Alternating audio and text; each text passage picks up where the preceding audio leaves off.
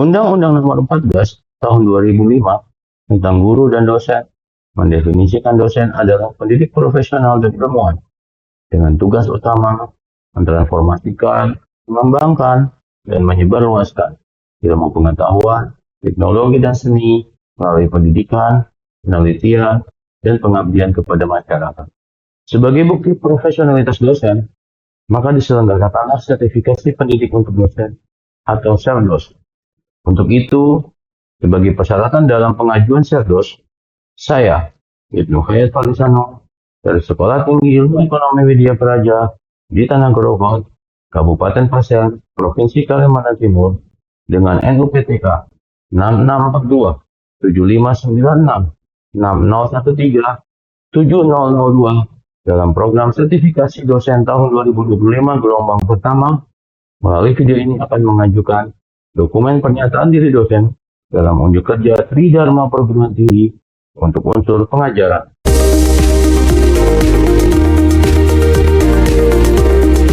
Sebagai seorang dosen, dalam melaksanakan Tridharma Perguruan Tinggi, saya menyatakan untuk memilih bobot kontribusi sebagai berikut.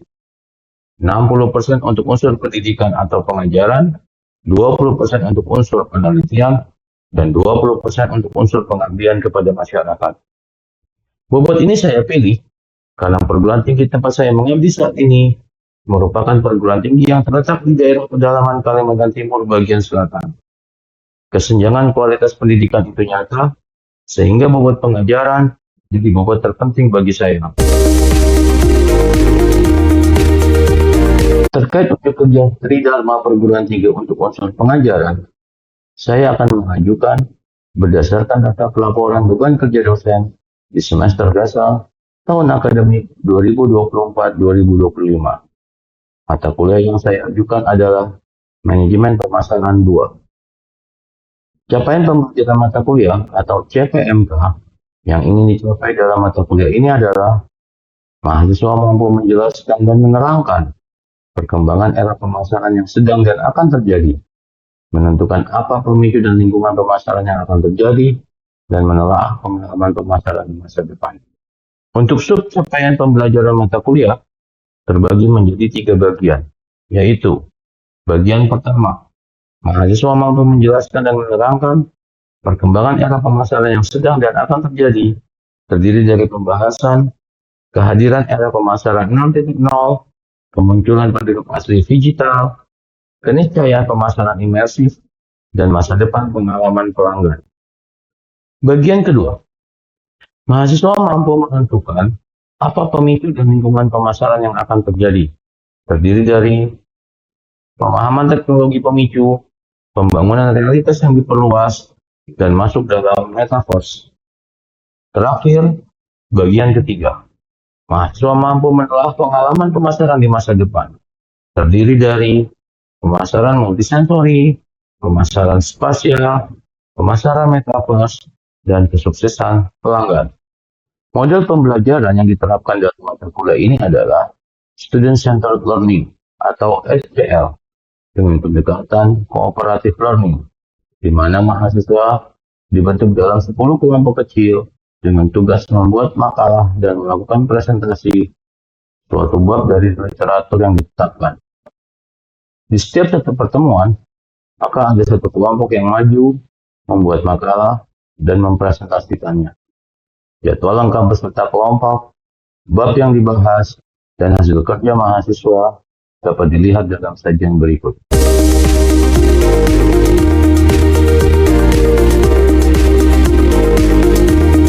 Referensi utama yang digunakan dalam pembelajaran ini adalah buku Marketing 6.0, The Future is Immersive, karya Philip Kotler, Hermawan Kartajaya, dan Iwan Setiawan, tahun 2024, terbitan Wiley.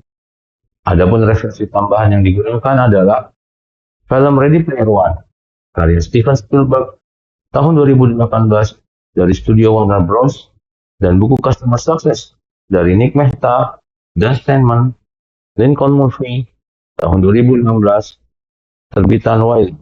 Untuk penilaian pembelajaran akan mengacu pada bobot komposisi yang telah ditetapkan perguruan tinggi, terdiri dari 10% nilai harian, 20% nilai tugas, 30% nilai ujian tengah semester, dan 40% nilai ujian akhir semester.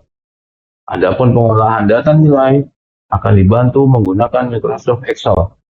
Ini adalah contoh pengolahan nilai yang dilakukan dengan bantuan perangkat lunak Microsoft Excel. Nilai harian diperoleh dari interaksi yang dilakukan bersama mahasiswa, di mana mahasiswa akan memperoleh poin untuk setiap interaksi sebagai berikut.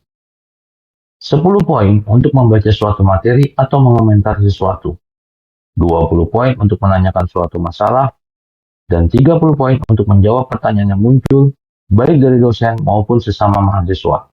Mahasiswa dengan pengumpul poin terbanyak akan menjadi penentu nilai rekan-rekan mahasiswa lainnya, karena rumus yang digunakan adalah jumlah poin masing-masing mahasiswa dibagi jumlah poin tertinggi, kemudian dikali 100. Selanjutnya, nilai tugas. Terdapat 2 tugas yang dikerjakan oleh mahasiswa yang memiliki ketentuan masing-masing. Tugas yang pertama adalah mereview film Ready Player One. Mahasiswa akan diberi kertas kerja untuk mengerjakan tugas tersebut. Dalam kertas kerja ini, tercantum indikator penilaian seperti ini. Tugas berikutnya adalah penilaian kelompok. Seperti yang telah dijelaskan di awal, mahasiswa dibagi menjadi kelompok kecil untuk mengerjakan suatu bab dari literatur yang ditetapkan. Ketika satu kelompok maju, maka kelompok lainnya memberi penilaian berdasarkan kertas kerja ini.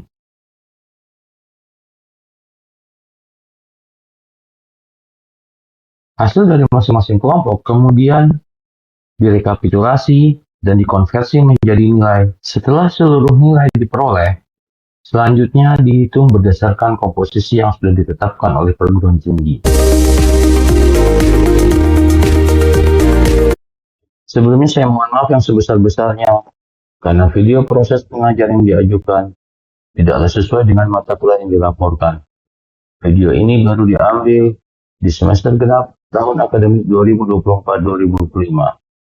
Akan tetapi, model pembelajaran yang digunakan masih sama, yaitu student-centered learning dengan pendekatan cooperative learning, di mana mahasiswa dibagi dalam kelompok kecil untuk mempresentasikan suatu bab dari literatur yang ditetapkan.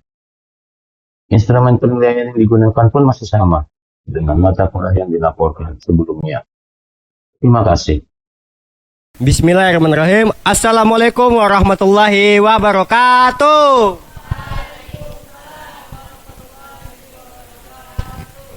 Selamat malam untuk rekan-rekan kelas 2 semester 4. Yang terhormat Bapak Ibnu Hayat Farisanu SEMM. Puji syukur kehadirat Allah atas rahmat dan karunia-Nya kita semua dapat berkumpul di sini dalam acara presentasi kelompok 12 dengan submateri tren dan masa depan pemasaran digital. Saya izin pantun dulu ya. Boleh nggak? Oke. Pergi ke pasar membeli paprika, pulangnya melewati goa. Sebelum presentasi dibuka, mari kita awali dengan berdoa. Bismillahirrahmanirrahim. Perkenalkan, saya Ferry Aulia Ilham dari kelompok 12 yang akan bertugas sebagai moderator pada presentasi kali ini. Anggota kelompok saya yang sebelah kiri Rizky Insan Bonafit dan di ujung sana ada Mesar Hafiz Anhar. Tanpa memperpanjang waktu, mari kita mulai sesi pertama, yaitu pemateri pertama kepada Mesar Hafiz. Waktu dan tempat saya persilahkan.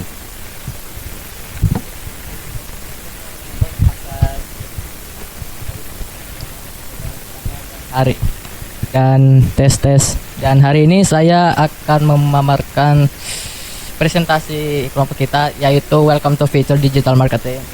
Dan pemasaran digital adalah bidang yang terus berkembang. Mengikuti perkembangan tren dan masa depan, pemasaran digital akan memungkinkan para pemasar digital untuk memahami apa yang akan terjadi selanjutnya. Sejak tahun 1990-an situs web mulai menjadi populer.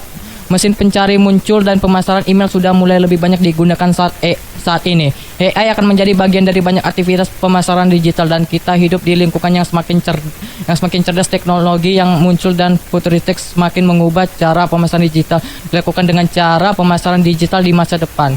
Hal ini akan menjadi toko saya karena di platform Tokopedia, Shopee sudah ada AI. Dengan bantuan itu saya bisa dapat lebih mudah mengasih deskripsi kepada konsumen yang sedang bertanya.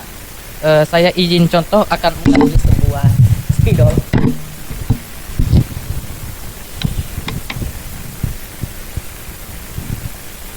Jadi di sini ada AI yang sudah ada menggabung ke platform toko online seperti kebetulan saya punya Tokopedia dan Shopee. Masing-masing AI ini ada kelebihannya, yaitu kalau dia dalam Tokopedia yang sudah bergabung dengan TikTok, dia kalau ada konsumen bertanya, semisal dia menjawab, apakah ini kondisi komiknya bagaimana, ini kondisi bukunya bagaimana, maka otomatis AI akan mencari kata yang tepat untuk kita kirimkan. Tapi sayangnya AI yang di Tokped ini enggak terkirim otomatis, sehingga kita harus dikirimnya manual. Sedangkan di Shopee beda lagi. Dia enggak mengisi kita kasih deskripsi, melainkan kita yang harus membuat kata promptnya, deskripsi. Nah, setelah ada konsumen bertanya tentang, Kak, ini kondisinya bagaimana? Nah, ini ketika kita sudah kasih promptnya di deskripsi tersebut, maka otomatis akan AI Shopee akan otomatis terkirim ke konsumen tersebut. Semisal kita enggak, maksudnya deskripsinya terlalu jelas, maka AI Shopee akan beralihkan ke kita, yaitu ke penjual. Oke, next. Saya akan menyampaikan materi tentang blockchain dan NFT. Blockchain adalah teknologi penyampaian data digital terdesentralisasi yang memungkinkan transaksi atau informasi dicatat secara transparan, aman, dan tidak bisa diubah atau immutable. Lalu NFT. Ada yang sudah tahu NFT? Apaan tuh NFT? Gak ada yang tahu ya? Jadi kita belajar sama-sama malam ini apa itu NFT. NFT itu adalah sistem pembayaran digital yang bisa digunakan melalui Android atau handphone yang ada di zaman sekarang. Caranya yaitu dengan menempelkan handphone itu ke kartu debit atau enggak kartu pembayaran gitu. Jadi kartu debit kalian itu ditempelkan ke HP, itu bisa jadi pembayaran dan bisa digunakan untuk membayar seperti belanja online atau beli barang-barang di toko-toko online. Next.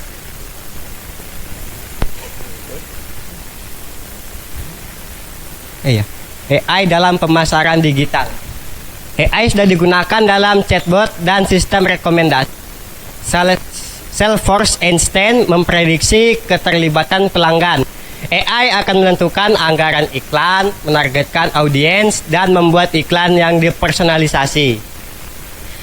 AI percakapan akan menjadi lebih canggih dan multibahasa. Ya, kita sekarang ini sudah masuk di zaman AI, apapun itu pasti kalian cari materi atau tugas pasti lewat ChatGPT kan? Karena memang udah di zamannya kita, di zaman teknologi.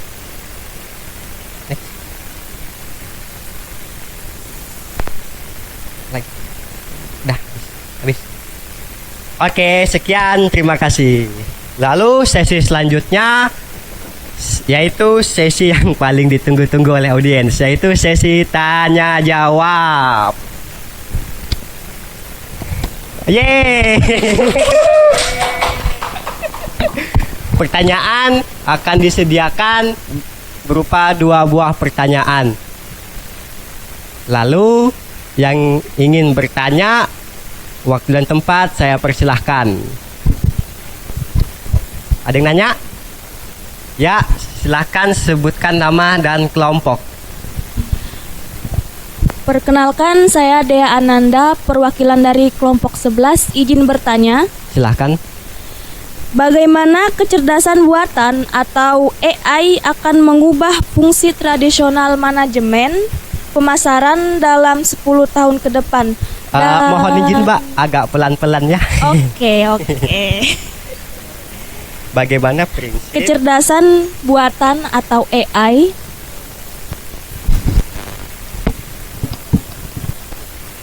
akan mengubah fungsi tradisional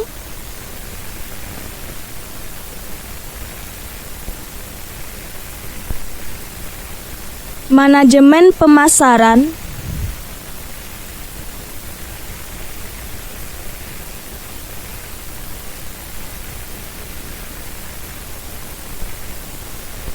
dalam 10 tahun ke depan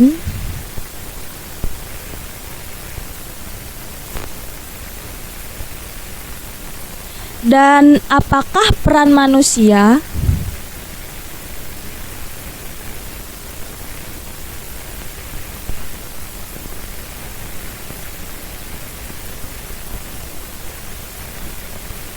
akan tergantikan atau justru berkembang? Sekian, terima kasih. Baik, untuk pertanyaan selanjutnya akan dijawab oleh Saudara Mesar Hafiz Anhar. Silakan. Izin berdiri. Terima kasih banyak atas pertanyaannya. Dia good question. Jadi pertanyaan di sini adalah bagaimana kecerdasan buatan AI akan mengubah fungsi tradisional manajemen pemasaran dalam 10 tahun ke depan dan apakah peran manajemen akan tergantikan atau justru berkembang? Tidak sepenuhnya tergantikan dan ini akan semakin justru berkembang karena potensi manusia itu sangat besar.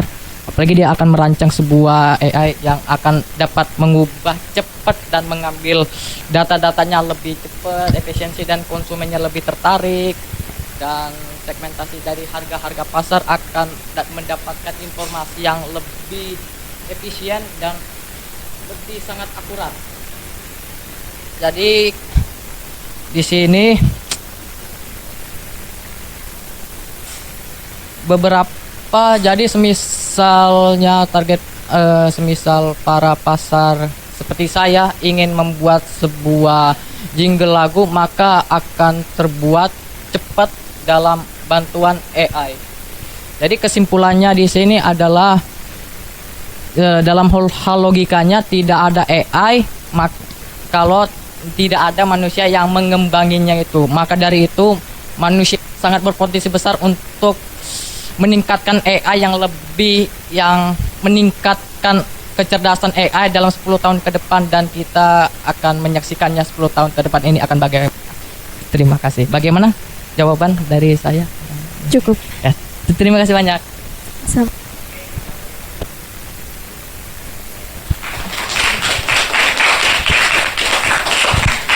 Baik, untuk kesimpulan dari materi yang disampaikan pada malam hari ini yaitu pemasaran digital sedang mengalami pergeseran besar menuju pendekatan yang lebih integrasi, personal, dan berbasis teknologi. Perkembangan teknologi seperti kecerdasan buatan atau yang sering kita kenal dengan AI, Internet of Things, IoT, blockchain, realitas digital, AR dan VR, dan metaverse telah mengubah cara mereka berinteraksi dengan konsumen. Di masa depan, pemasaran digital tidak hanya fokus pada menjual produk, melainkan membangun hubungan emosional dengan pengalaman menyeluruh yang bernilai bagi konsumen. Masa depan pemasaran digital akan ditentukan oleh kemampuannya dalam memadukan teknologi, data, dan empati manusia.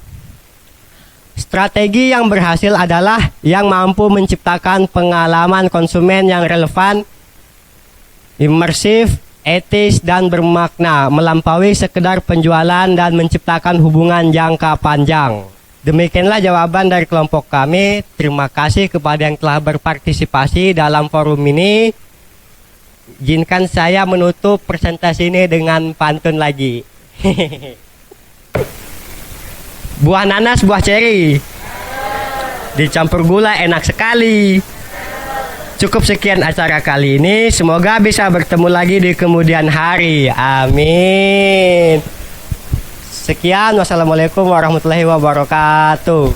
Oke, baik, terima kasih kepada kelompok 12 terakhir yang menceritakan soal tren-tren masa depan dunia digital. Coba sekarang saya mau nanya nih. Dari tadi kan banyak teknologi. Ada AI, blockchain, AR, VR. Nah, saya mau tanya nih, yang punya pengalaman, coba ceritakan pengalaman Anda bertemu. Adakah Anda yang sudah pernah bertemu atau coba masuk dalam teknologi ini? Teknologi masa depan yang sering Anda gunakan atau pernah punya pengalaman? Coba saya mau tanya yang jarang-jarang ngomong ini. Anita Sulistianingsih, mana Mbak Anita? Ah, tuh kasih mic-nya tuh kasih mic-nya.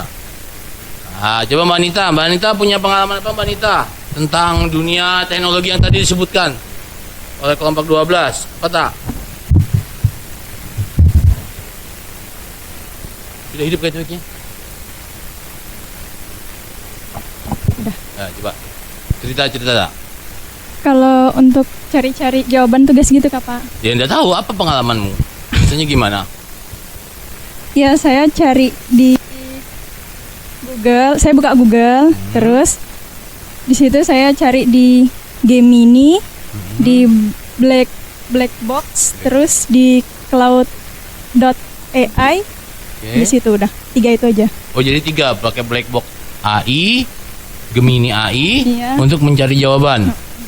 Oke, selain itu ada lagi yang lain? Selain tugas, misalnya apa gitu? Yang buat makalah. Oh, makalah gimana? Kalau makalah sama? Teknik Sama. juga sama. Iya.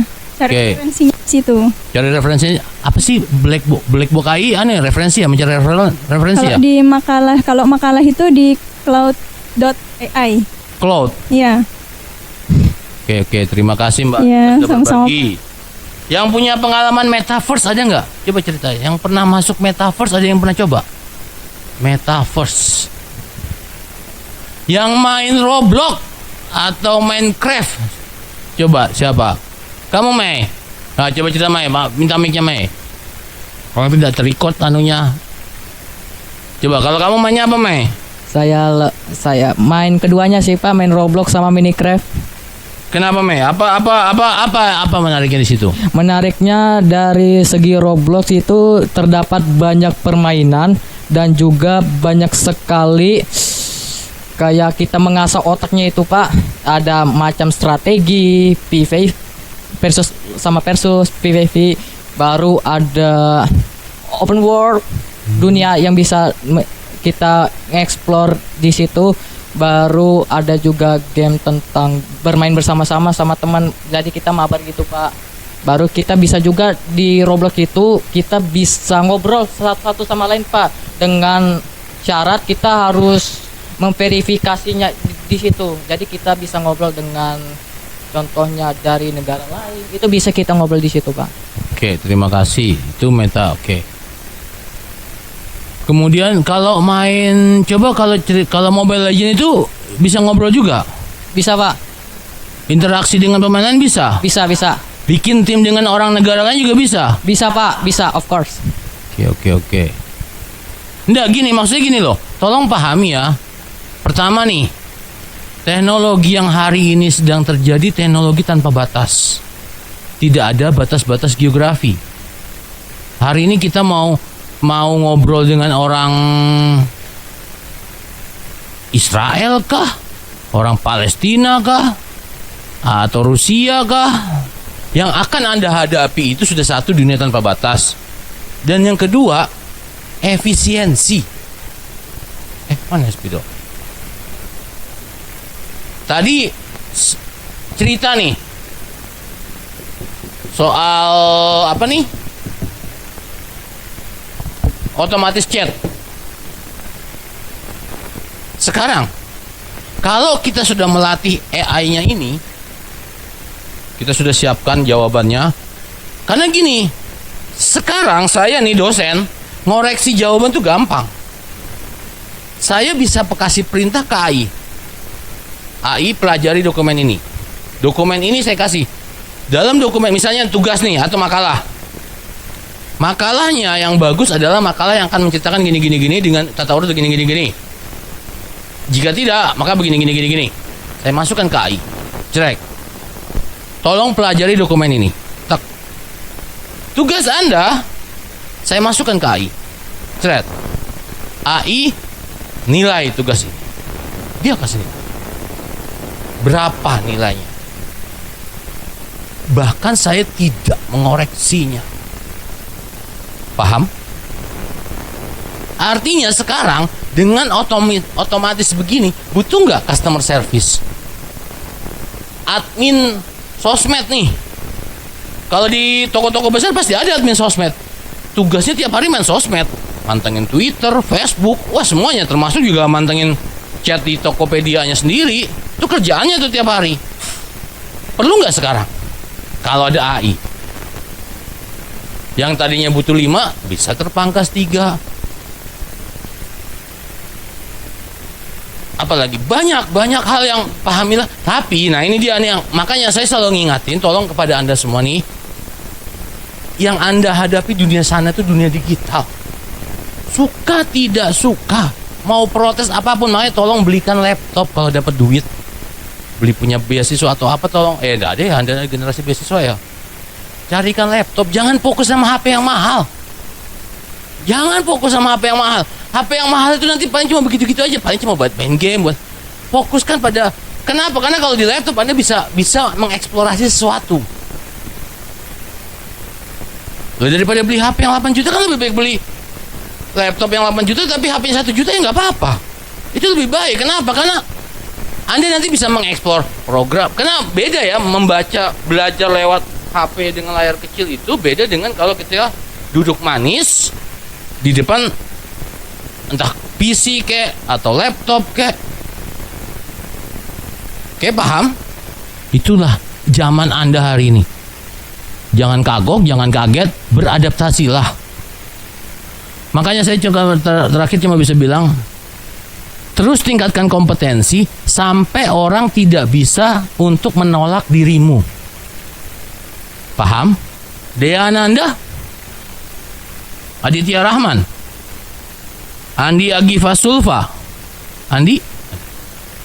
Anita Sulistyaningsih, Aulia Yohana Putri, Winda Rahmi Amelia. Oke, baik, terima kasih atas perhatiannya dan kerjasamanya. Oke, mohon maaf kalau ada salah-salah kata. Bila tepuk waridwalinaya. Wassalamualaikum warahmatullahi wabarakatuh. Demikianlah dokumen pernyataan diri dosen dalam unjuk kerja terima perguruan tinggi untuk masuk pengajaran yang saya ajukan. Semoga video ini memenuhi semua kriteria yang ditetapkan. Mohon maaf jika dalam video ini banyak kekurangan yang ditemukan, karena pembuatan video ini dilakukan secara mandiri dengan segala sumber daya yang dimiliki. Terima kasih sudah menyaksikan.